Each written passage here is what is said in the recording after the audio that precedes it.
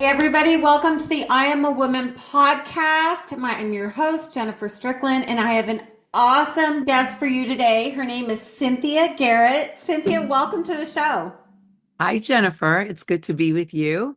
I know we have a mutual friend in Christina Boudreau, so I'm so kind of blessed that you know her because she's a powerhouse. She's a powerhouse, and a lot of you out there listening, you've heard me talk about Christina. She's been on the show a couple of times, and it sounds like Cynthia mentors her. I mentor her. She's under our wing. She's our little sis out there spreading the gospel all over South America. And we're actually supporting, if you want to give to her ministry, by the way, we're getting books and Bible studies to South America. So go to yourmore.org/donate if you want to find out how to support vulnerable girls in South America. So before Cynthia and I get in this conversation, I want to tell you guys a little bit about her. She originally broke barriers when she became the first African American woman in the US to host a network late night show, which was called NBC's Later with Cynthia Garrett. She can be seen on TBN, Salem Media Networks, and is often seen on Fox News and other news outlets addressing cultural issues and today's news. The Cynthia Garrett podcast premieres weekly, so you guys make sure to follow her. A highly sought after speaker, author, and TV host, and an ordained minister, Garrett is the author of this incredible new book called The Naked Truth: Reclaiming Sexual Freedom in a Culture of Lies. So, Cynthia, let's start there. What led you to write this book? Because I talk about it all the time, and not enough people are talking about it. That this is a culture of lies, especially when it comes to sexuality and young girls. And I know that you and I share that passion. Yeah, I mean, that is essentially what led me to write it, is that I've always been passionate about the confusion that I see young women grow up with and live with and behave from, and I'm passionate about seeing it stop because I know the pain of it. I didn't have anybody around me when I was a young girl growing up who said, Jesus loves you, root your identity in him. And that's kind of that's all the confidence you need. I was sexually abused as a young girl. So I started life, going into my 20s, really, really confused about sex and sexuality. And there was nothing sacred about it because it had been turned into something unsacred when I was just a child by my abuser. And so, when you start life with all of that, and even if you don't have that in your background, we start life just in this culture of loose sexual morals. But, the emperor's naked, but we all pretend that he has clothes on. We see it on TV shows, we hear it in music, we sort of watch women celebrated while at the same time being abused constantly. And I really, I kind of start the book really looking at the fact that the feminist movement and the sexual revolution both failed us greatly, all of us, male and female, but especially women, because women, when you look at the time before that, women were moms, they were nurturers, we were, even the stereotypes were not bad. Mom is just the rock of the family, and she's in the kitchen and she's holding down the kids. There was nothing wrong with that. Now, I get women wanting equal pay and an equal opportunity to use your brain and your skill set and to be compensated like men are. Totally get that. But Absolutely. but the feminist movement went very quickly from that to the deception and the manipulating that it has become. I mean, today, and Sure. it's been this slow decline into the abyss of us not getting treated equally, but in fact, us getting just abused and being taught that we can now abuse ourselves the way men used to abuse us, that, it's okay to be promiscuous and hey, it doesn't mean anything. It's just sex. You're empowered. It's your body. Do what you want with it. It's crazy to me. Like when I say to young girls, you know, God doesn't even mean for us to look on each other's nudity. They're blown away, especially because the big models are all taking their clothes off.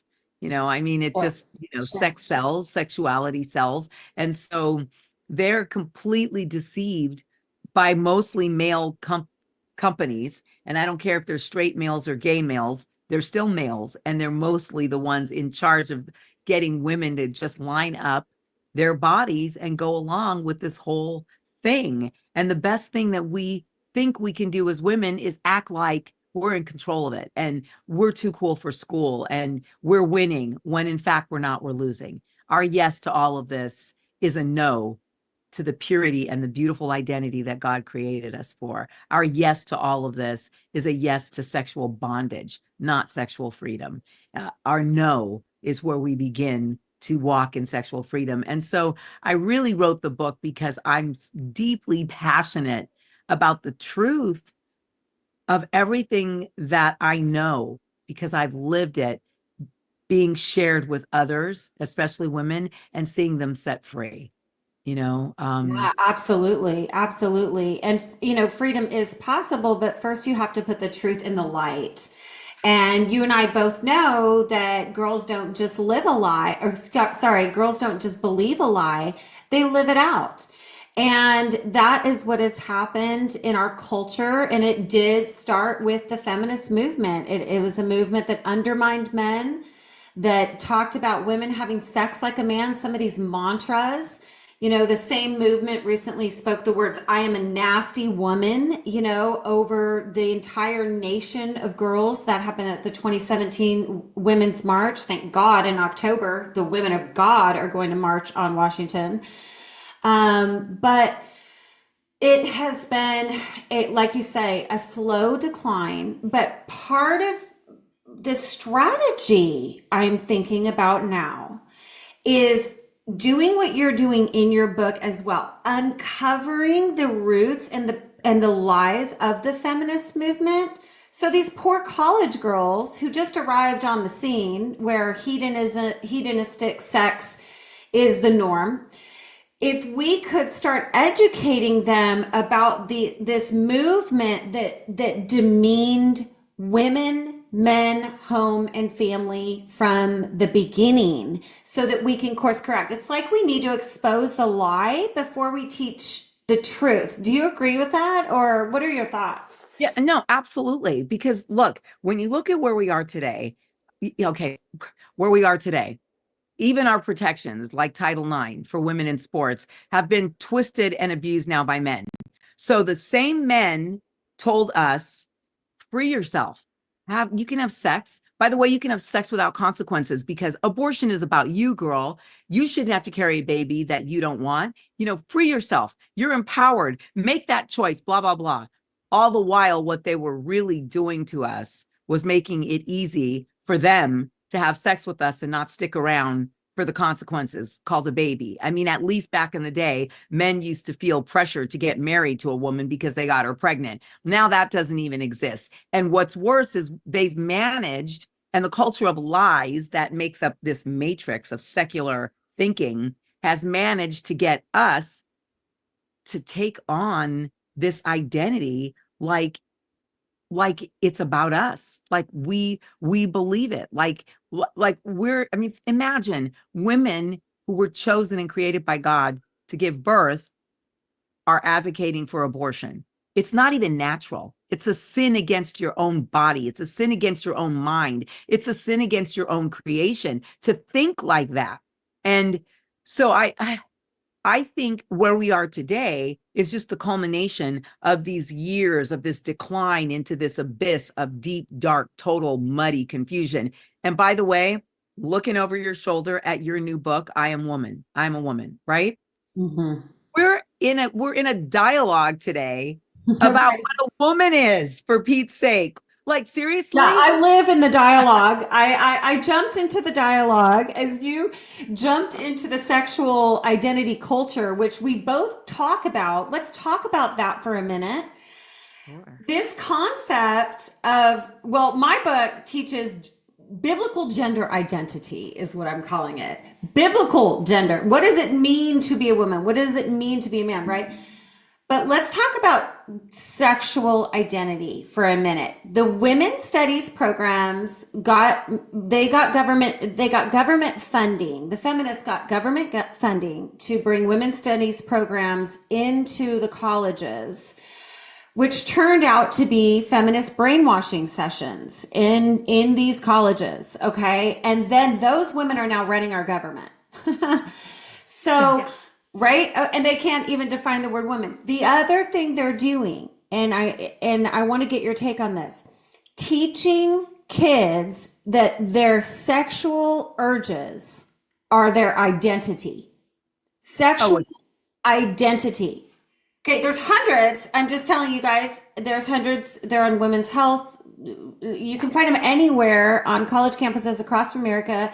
You can look at the GLAD page and you can see the hundreds of sexual identities these college campuses are trying to tell kids to latch onto. Yeah. Yeah. Well, it's because it's short form for turn away from God. Don't look at anything natural or humanly created, because what we really want as a culture, and Satan is so behind this agenda, but he's got a lot of participants who I think there's a lot of willing participants in this agenda. And I think there's a lot of really dumb participants. They just don't know better. I think there's also there's a lot of lazy Christians, who they're too lazy to actually read their Bibles, know the truth of God, and stand up for the truth of God. So you've got a lot of these agendas. Why are they happening? I mean, they're playing themselves out in the church also. So It's let me just say on that. This is why being a woman of the word all of a sudden has tremendous value.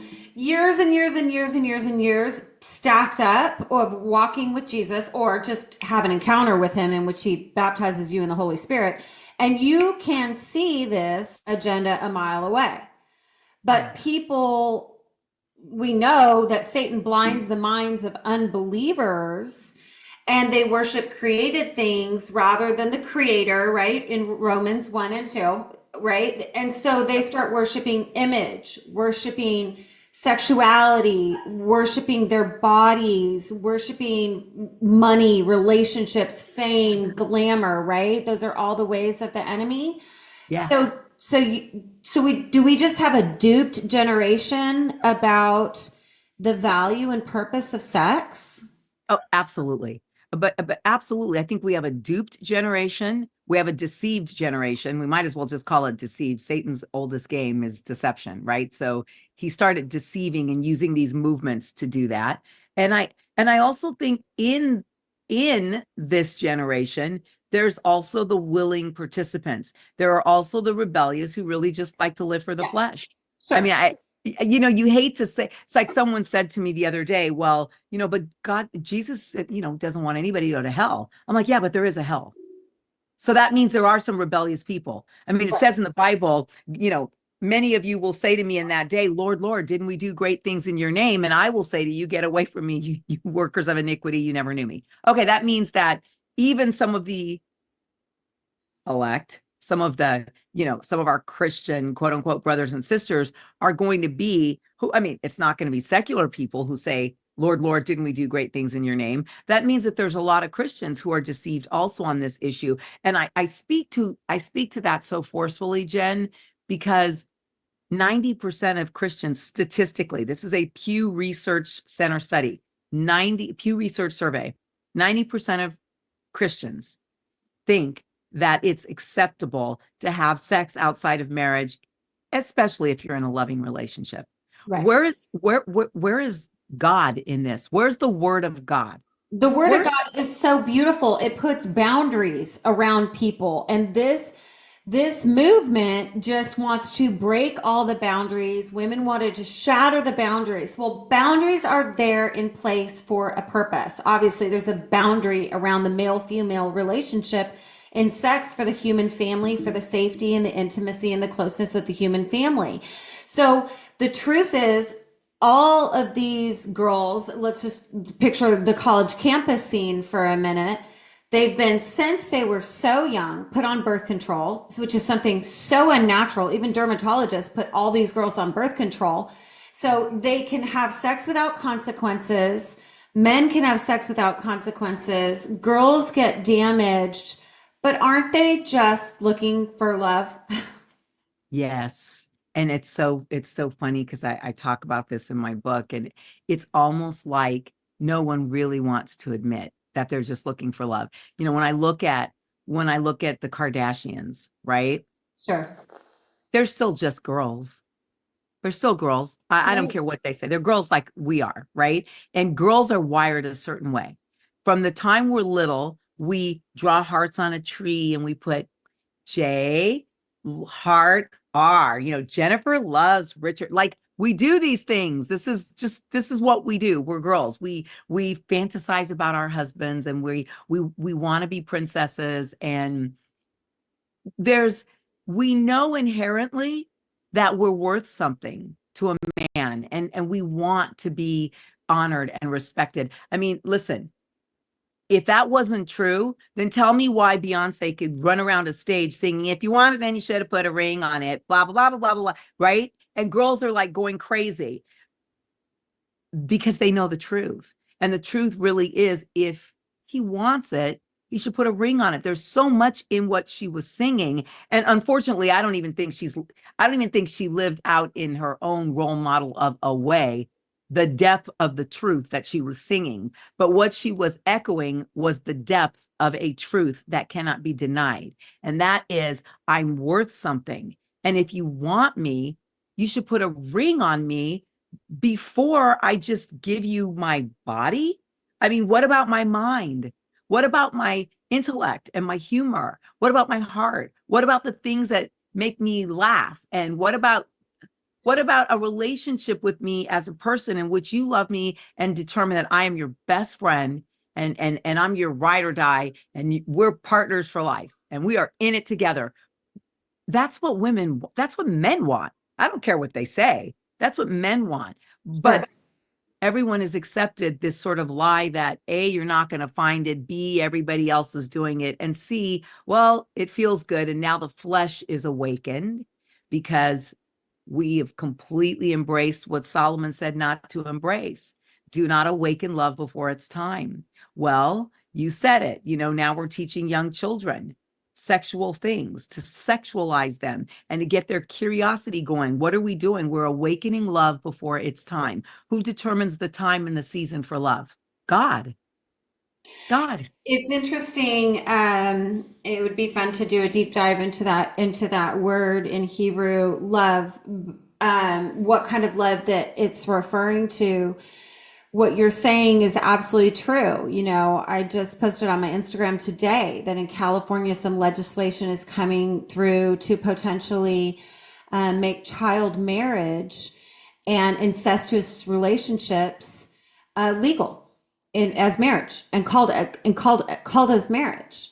And this is where the deconstruction of the language of what marriage really means is now going to continue to expose the deceitful dark agenda underneath that and lead to child Pornography, trafficking. pedophilia.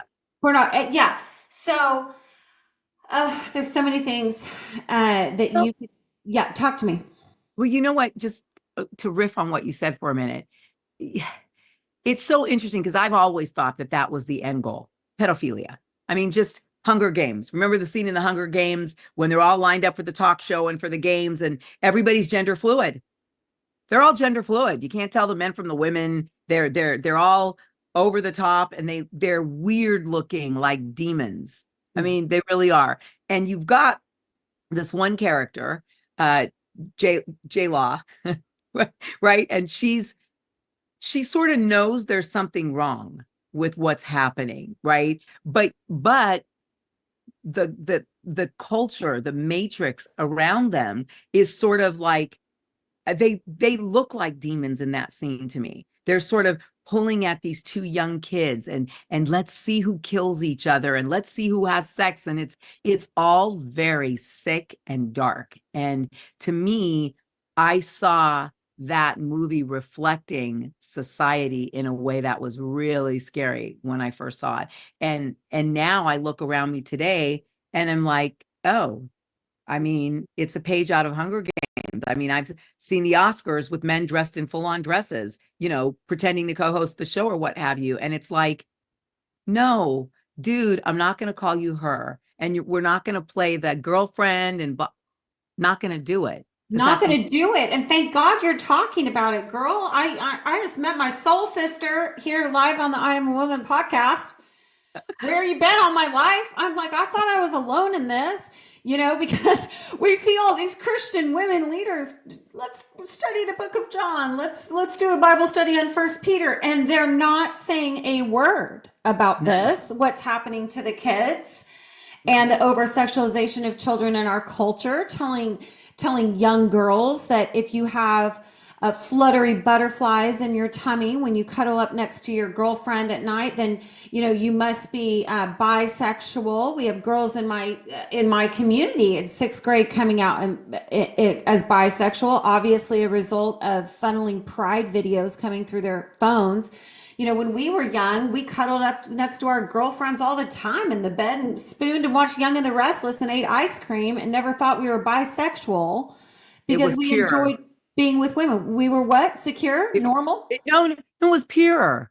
It was pure. It was pure. We've been fed impurity, which has poisoned the waters and awakened this sexuality before its time and made everybody fair game. There's no purity or sacredness that is, and no, you're right. No one's talking about it, Jen, because I think, honestly, a lot of our church leaders, they're so broken themselves and they're having sex out of wedlock themselves. And the guys are falling off the pulpits right and left, cheating on the wives. I mean, we don't even have to talk about the fact that we've lost a couple of three massive church movements, global movements, because 3 men couldn't keep it in their pants. Right. Well, so church leaders are being exposed. I know in my particular area, Gateway Church, Robert Morris just came out in his pedophilia as prior to becoming the pastor of Gateway. He was a pastor during the time, and he is, has 100,000 people every Sunday service. You guys listening to this is so awesome because this is the Great Awakening. We get to be a part of the Great Awakening of Jesus Christ and the rise of the bride of Christ in our generation, and training young women to walk in their identity in Christ as daughters of God, creations of God, messengers, ambassadors, witnesses to Jesus Christ. Because Jesus Christ, the gospel of Jesus Christ, drove out goddess worship and sexuality worship in ancient Rome. And there was a time when there's gender bending gods were in Greece and in Rome, and the gospel came through and drove those spirits out. I really believe, you sound to me, Cynthia, like you're one of the Psalm 68:11 women. That when God says arise, the enemies scatter, and the women who proclaim the good news are a great and mighty throng. And right now we have to empower the girls to use their voices to protect their boundaries. Let's give them an example, Cynthia. Okay. You're a parent, your daughter comes home from school and says, there was a boy in my bathroom today. He calls himself Sheila. Okay, what do you tell that girl? What do you do as a mother? Well, I say to her, did you know that Sheila, you do know Sheila's a boy, right? And she's probably going to say, yeah, because children hear everything and see everything, even if we think we're hiding it. So they know, kids are not shielded from this trans agenda. Okay, so she knows. Did it make you feel uncomfortable? Well, mommy, he's a boy and he's in my bathroom. You're right. You should feel uncomfortable because he is a boy and he is in your bathroom. Are you aware that they're trying to make it normal that as a boy he would be in your bathroom, and they're trying to say, that he identifies with being a girl, but you do understand that he can never be a girl that means that no matter what he says, or even if he cuts his penis off, he's still a boy in your bathroom. And so if you feel uncomfortable about that, this is what I want you to do. Get out of the bathroom and wait until he's out of the bathroom. And then I want you to learn to use your voice, daughter. I want you to learn to use your voice. And I want you to understand that a lot of times everyone is going to be looking at the emperor parading down the street naked, and they're all going to say he has on beautiful clothes. Read the old book, The Emperor's New Clothes. And I want you to never be afraid to be the one to stand up and say, I'm not stupid. I know what my eyes see. I know what my brain knows. I know science. I know facts. I know truth. I know God. The emperor is naked. I'm not embracing the emperor's lie. I'm not embracing all of you guys' lie. And I don't care if you cancel me, shun me, and don't invite me to dinner. You're not that cool anyway. God is cooler. Truth is cooler. And I got to tell you, I've tried to really mentor the young people in my life, including my son, to understand that you can love everybody, and you should. We should love everybody because we need to invest time in other people. I mean, I'm not going to sit there and tell somebody, oh, your lifestyle is wrong, if I haven't invested 5 minutes of time so that they give a crap about my opinion in the first place. Right. You know, so Relationship. Sure. yes, relationships. I think you spell love Time. However, you've got to also have that first relationship purely aligned with the Lord, because when you know who you are and whose you are and to whom you belong, you're not open for debate or for sale to another person's ideology or thought processes. And that's when you can be used effectively, I think, in the kingdom of God. I can So be, good. you know what I mean? I can Yeah. I can be in a room full of people who don't think like me or live like me. I can love them, but if they say what's my opinion, I can also share my opinion. And I share the truth in love a lot. And most people can receive the truth in love, especially when they know she's going to be there for me. I I mean, no love matter that. what, you know what I mean? Like she'll So be there good. for me. She's a good person. She cares. Who cares? But we can't be Christians standing on a street corner with a picket sign saying, you're all going to hell if you don't live the way we live. They don't know Jesus. I expect anything from the secular world, from people who don't know Jesus. It's the Sure. people who do know Jesus So the who are, people who do know Jesus, they're how problematic now. they're problematic. We're the problem, which is always good because we're also the solution, Amen, right? sister. Right? Yes. So it's our sin and our inability to love well. And I wonder in this conversation, I've had this thought so many times, is where do the LGBTQ identifying children feel like they belong at church? How can we create model groups so that kids that are struggling with sexual and gender identity have a safe place to land and to feel safe and loved and seen and forgiven as Jesus modeled in with the woman at the well and caught in adultery and demon possessed, the castrated man, there's one of them too, the eunuch with Philip, and how Philip leads him down the road and baptizes him. He doesn't call him trans.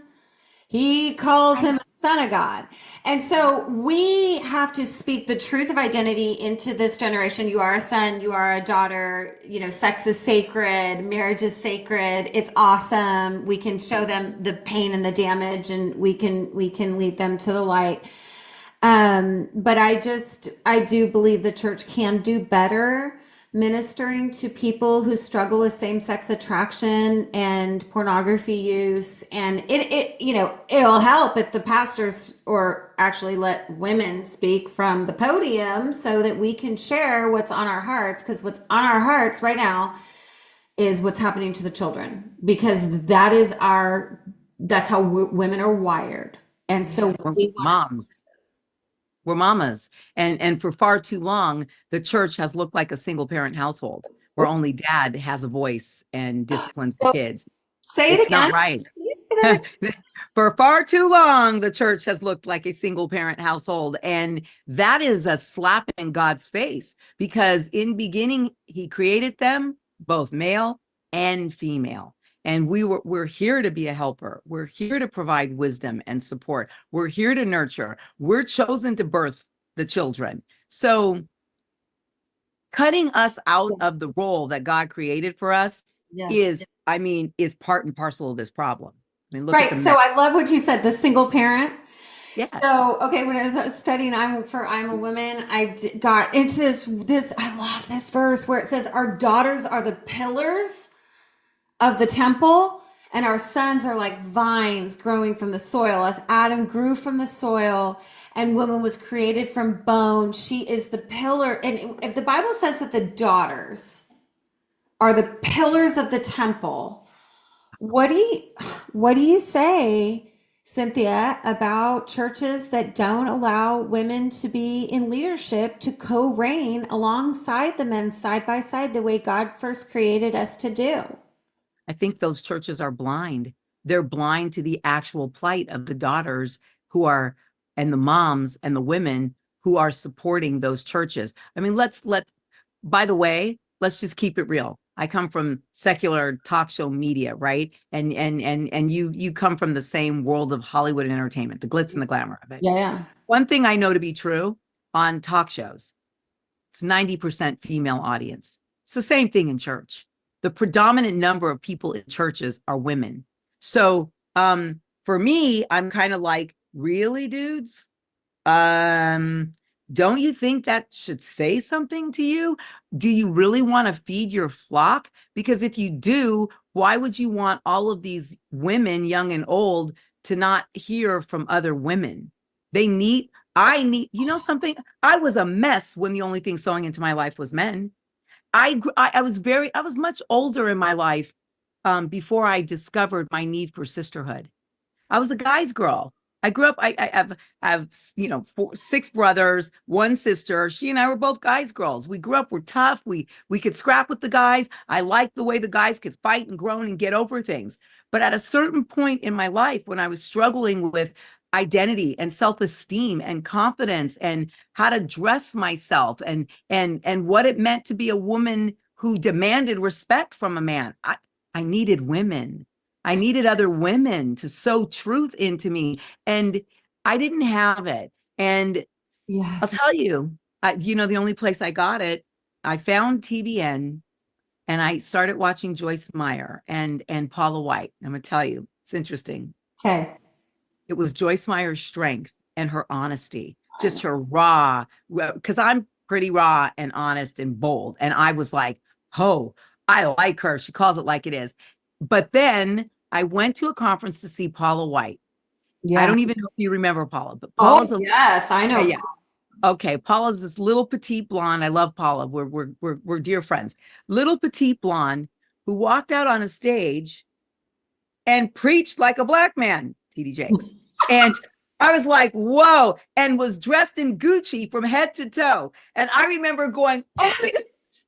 In the stilettos even. I can be me and still preach and share the gospel. Because I'm coming out of like Hollywood, walking off red carpets and, magazine covers, and you appreciate fashion, and what Tom Ford was doing and why it was so much better than Michele, and you get an appreciation for fashion and art. But it's like, oh, do I have to give that up? No, you don't have to give it up. You just have to submit it to the gospel and filter the gospel through it and help other people who are gifted in those areas understand how the gospel works. It's living. It's alive. It's a two-edged sword. It's everywhere we go. We are the church without walls, and it should exist in our art, and it should exist in the way we see fashion, because in beginning, God created.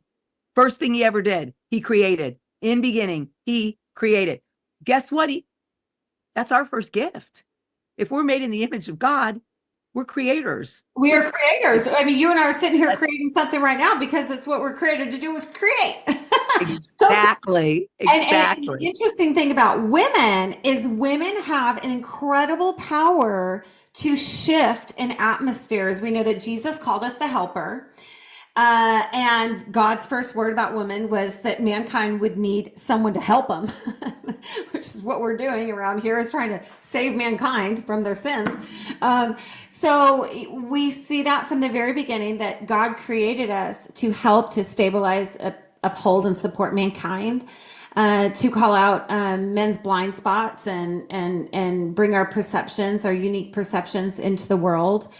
And one of the things that has really struck me is the power of women's voices to shift a nation. I mean, just the way a woman sets the tone in the home, everybody knows mama's not happy, nobody's happy, right? Women set the tone in the home, period. They set the tone in every atmosphere that we're in. The feminist movement did these mantras like sex work is work, for example. Let's get back to the topic of your book, The Naked Truth. You guys, just so you know, we're talking to Cynthia Garrett today about the naked truth. I want to make sure you guys get this book, Reclaiming Sexual Freedom in a Culture of Lies. Every college age girl, teen mom, you name it. Actually, what ages, Cynthia? Is this well, it's for all ages. I mean, okay, all ages. Yeah, it's for all ages. All ages, all ages. So I want everybody to keep that in mind. Here, look, we're interviewing Cynthia. We're gonna feature her book today. I want you guys to see that. Okay, so The Naked Truth.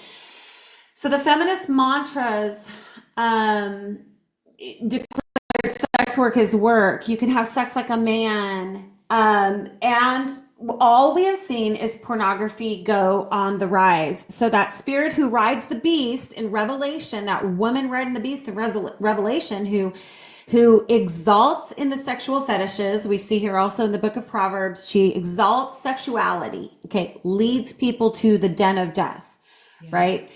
What has been the impact of this? Well, the impact is that we live in the aftermath of a ton of damage, abuse, self-abuse. We've hurt and harmed each other. Women who, you said it earlier, I mean, just to really put it in perspective, right? Women who were created to be a helpmate are no longer a helpmate to men. In many, many ways, I look at women today and I watch them go along with the emasculating of men, right? The demasculating, however you want to say it, of men, the sort of the abuse, really, the lack of support, women don't really, I hate to say it, but there's a lot of women who are so damaged right now in how they think that they wouldn't know a good guy if they saw him. And then when they do see him and realize he's a good guy, they may not want him, because that's how twisted and warped the mind of the woman, the helpmate, has become. So it's not that we're talking about, and I'll say this, because I'm never talking about usurping a man's role, because I believe that a man is supposed to be the covering of the household. It's very easy for me to submit to my husband because my husband would die for me, right? Right. Submit to your husbands, but husbands, love your wives the way that Christ loved her so much for her that he would die for her, right? The way that Christ loved the church so much so that he died for it. So it's very simple for me, because I have no doubt my husband would die for me. He is, yeah. You know what? Yeah. Definition of what it really is to be a male in our culture. And it would be so good to remind people of God's language. A male lays down his life to protect women and girls. He lays down his life for his bride, which is really his lover, which is a female figure. And men in our nation need to lay down their lives to protect the girls right now. And I just had this thought while you were talking, Cynthia. Pornography. Is pornography abuse? Yeah. Yes, I believe that it is. I believe pornography is in the latest sort of movement against the sacredness of sex and against the beauty of what God created for us to walk in. I think that pornography is, it may be the most destructive, because sadly what's happening is that it's not just that people believe that pornography is okay. They don't understand that they're actually abusing themselves. They don't understand that they're abusing their own body. They don't understand the hardcore scientific medical facts of pornography, of which I've really gotten into in this book, because I felt like I didn't want to write about pornography in this book. I'm like, oh my goodness, pornography. It's there are volumes that could be written on pornography. And there are people that work in this field all the time who do great work in this field. But I knew I couldn't deal with the book in an honest way and not actually deal with the fact that pornography medically is destroying people. It even sears their consciences. Okay. Science, doctors, scientists talk about a phenomenon that occurs when you watch pornography, in which the receptors and the parts of your brain that are responsible for feeling and for being convicted of right and wrong, for knowing what's right, what's wrong, for feeling joy and happiness, they get seared. Literally, they're using the word seared. All of a sudden now, Timothy pops up, right? And it's like, wait a minute. 1 Timothy, I think it is, talks about the searing of the conscience because of sin. So are you saying that people who are watching pornography, this consciousness gets seared in their brains, or the people who are engaging in it? People who are watching it. Okay, does everyone hear that? Yeah, watching it is to engage in it. Okay, so this is what's so sick about the feminist movement, and I don't want to camp like crazy on that, but let's just, because we have to turn over to what is our role, as God's daughters, but that they refuse to acknowledge the pain, the bulimia, the depression, the mental illness of kids who have either been sexually abused and understand that they were trained by pornography to abuse themselves. There are neurological effects of, I'm just looking at this, right? There are actual neurological effects of oxytocin and something called vasopressin, and they form a rewiring of your brain with the wrong material. So porn literally mentally distorts a person's entire view of sex, relationships, and the opposite sex. It presents sex as this self-centered act of pleasure. Right. It's detached from love. It's detached from commitment. It's detached from respect for another person's dignity or well-being. So sad. It causes unrealistic expectations, right? Because who can live up to this? Who can be sexier than a porn star? Who can be, you understand? It's like all of a sudden now you're being compared to something that you were never meant to be compared to. And so that's such a good point. That's what my husband always taught our sons. It's like, yeah, don't do this to your wives. And that's the other thing that's being damaged when we talk about all the damage, right? Yeah. There's the damage of the babies who are aborted. There's the damage of the women. There's the damage of the future wives of the men that are involved in this, and the daughters. And the people who see it in the way that it impacts their view of their future spouse. Yes, there's a great film called Raised on Porn by Benjamin Nolow, who founded Exodus Cry. Exodus Cry has really been known in the last 5-6 years because they've been taking down Pornhub. They are taking it apart with legal challenge after legal battle after exposure. Like it's incredible the work that they've done. But this documentary will blow your mind because he basically interviews a number of men involved in porn and women from all different angles. Many of them who started watching as children because they stumbled onto it on the internet. It pops up on their phone, something piques their curiosity, and now they're in. When you listen to all of these stories, you realize how it's kind of like, it's like putting a worm on the hook and you catch the fish and then you take them down the deep, dark bunny hole. These men all come out of it so twisted that they don't recognize themselves. They live in shame. They live in the darkness. They live in the corners. 85%, the FBI has statistics, I think it's 85 or 90% of all sexual violent predators, including people like Ted Bundy, all watched pornography. they all say that pornography fried their brains. They all say it. They are so, you become so desensitized, even if you don't know, even if you're a casual watcher, that before you know it, you have entertained an addiction that has set your entire life on fire. And look, I would sit here and say to you, why would you try crack once? Seriously?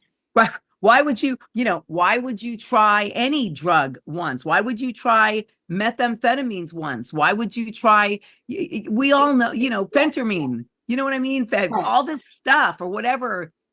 I can't even think of all the names correctly, but you get it. Why? So why do we think that you can try this once and not have the same addictive, self-destructive responses? It's proven. It's medically proven.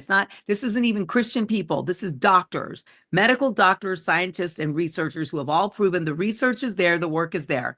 From God's point of view, of course the work is there, because what God created us for was not that.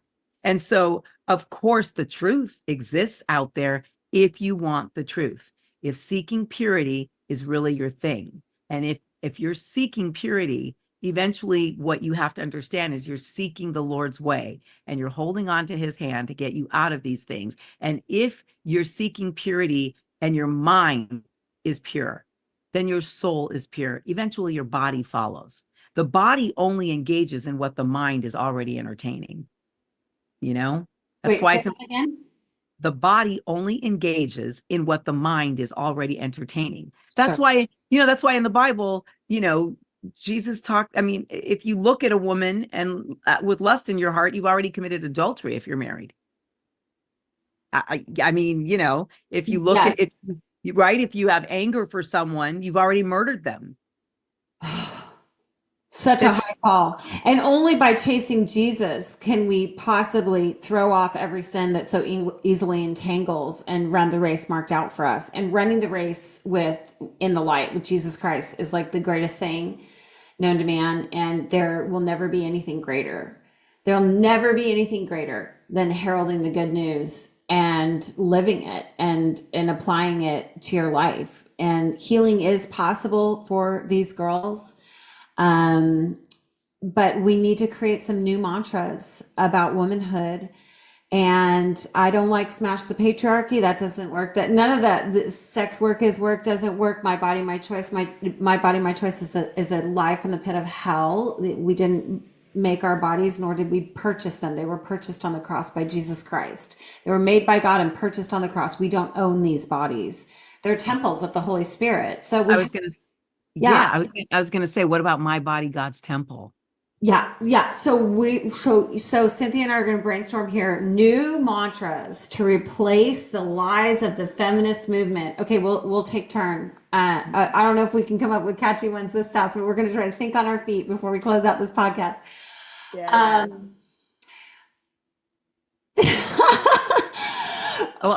Okay, so you mentioned temple, my body, my temple. I love my body, my temple. I think we're going to go with that one. Yeah, we're going to turn that one on its edges. That one's a done deal. My body, my temple. Yeah, my body is a sacred space.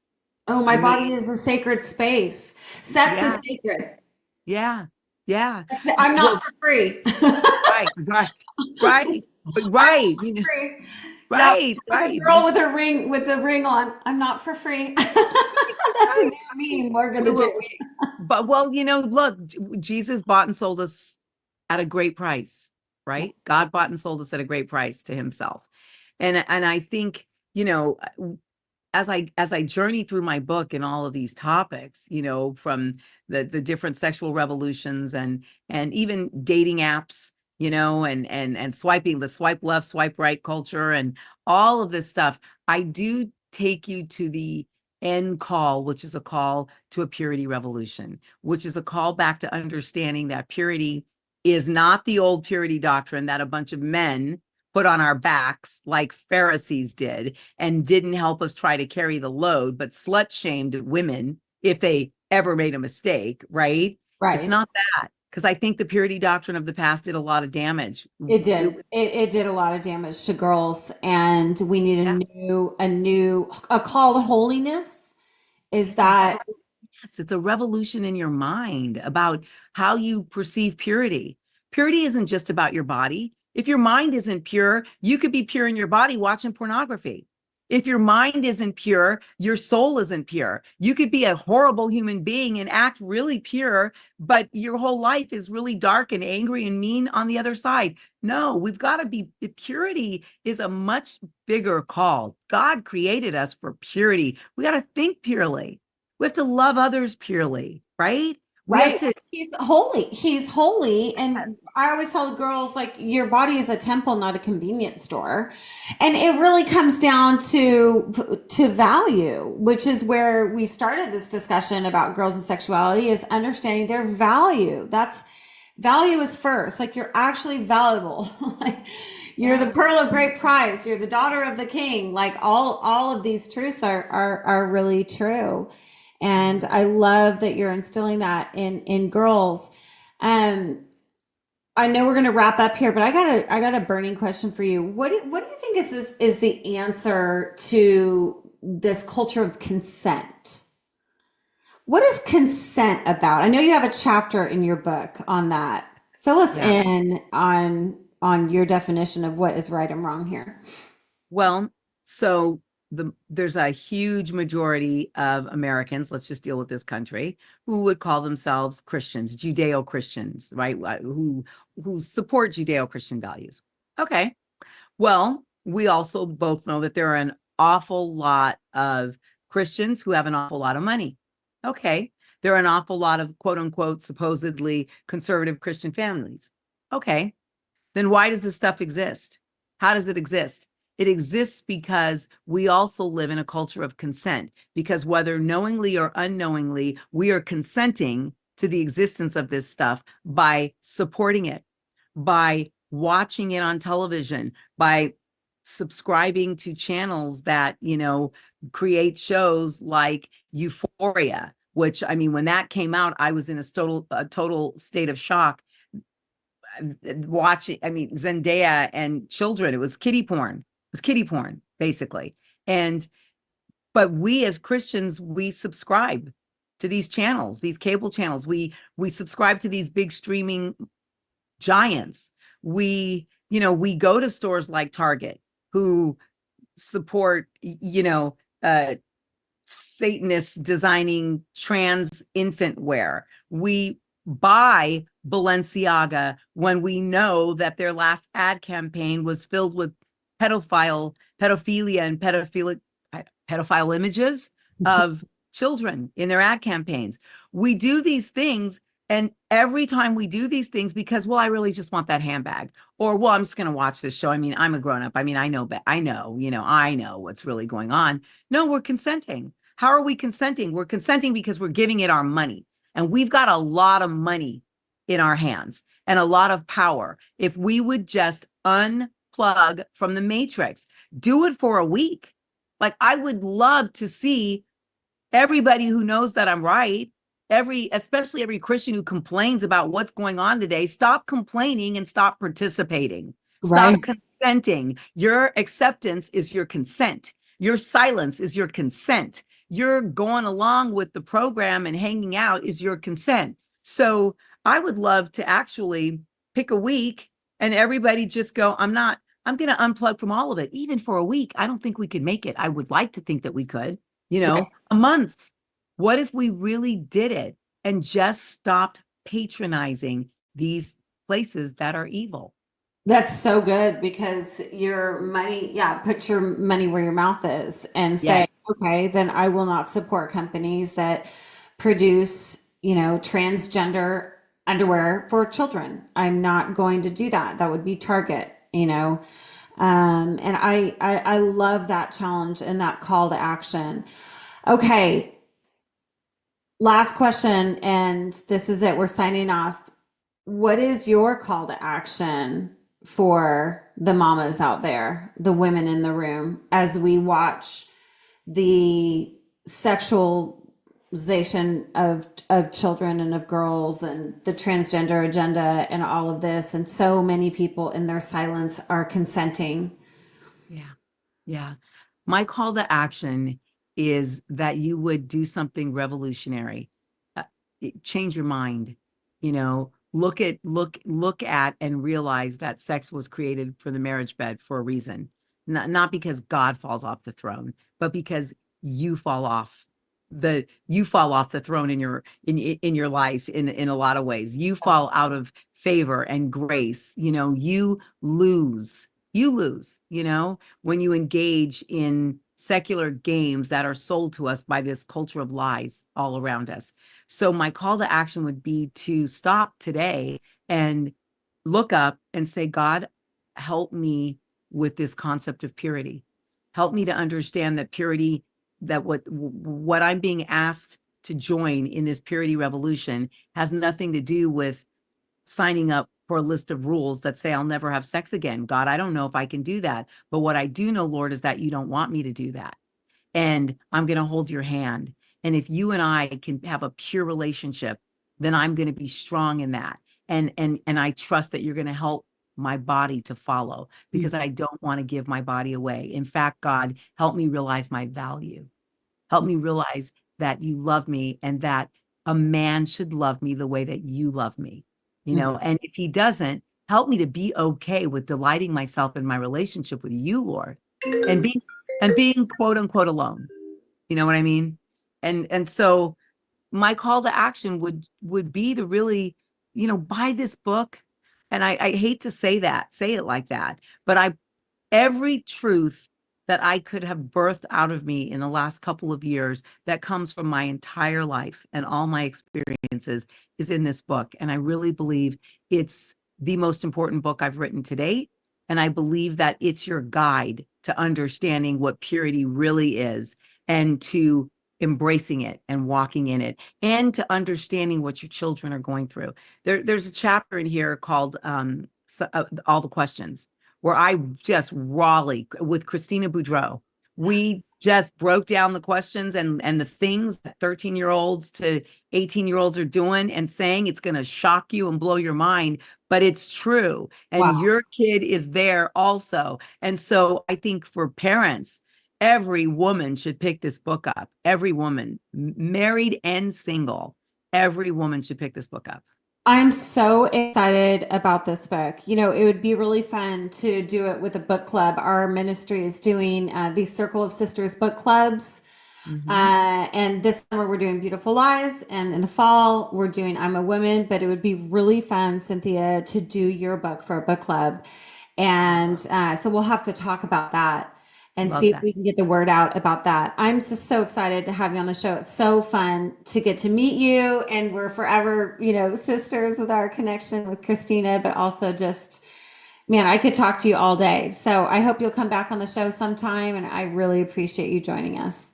Anytime. And I hope you'll come on mine. We're going to talk about your book on my podcast. Yes, we are. But I almost closed without asking her the magic question. Okay, before we sign off, Cynthia, what is a woman? Oh, wow. A woman is a beautiful creature, soft and powerful and forceful and tough. And she's a world of interesting dichotomies chosen by God to not just be a helper to man, but to be the vessel through which he brings life into this earth. And so we are vessels of life and should be honored for that. I love that. I love that. So beautiful. Thank you so much. Okay, till next time. Remember, everybody out there, I am a woman and my name means life.